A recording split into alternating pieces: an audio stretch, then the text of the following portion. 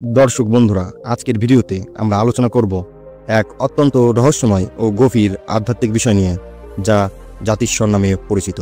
আমরা সবাই জানি জন্ম ও মৃত্যু মানব জীবনের চিরন্তন সত্য, কিন্তু অনেক ধর্মগ্রন্থ, পুরাণ, দর্শন ও সাধকদের বাণীতে বলা হয়েছে প্রাণীর আত্মা অমর, আর সে শরীর পরিবর্তন করে বারবার জন্ম নেয়।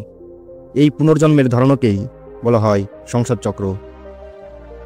আর যিনি পূর্বজন্মের স্মৃতি বর্তমান জন্মে মনে রাখতে পারেন, তাকেই বলা হয় জাতিস্বর।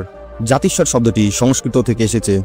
জাতি অর্থাৎ জন্ম, স্বর অর্থাৎ স্মৃতি বা সুর, অর্থাৎ যে ব্যক্তি বা প্রাণী পূর্বজন্মের কথা মনে রাখতে পারে সেই জাতিস্বর। হিন্দু দর্শন অনুসারে হিন্দু ধর্মে আত্মাকে অমর বলা হয়। গীতা অনুযায়ী আত্মা কখনো জন্ম নেয় না, মরে না, শুধু দেহ পরিবর্তন করে।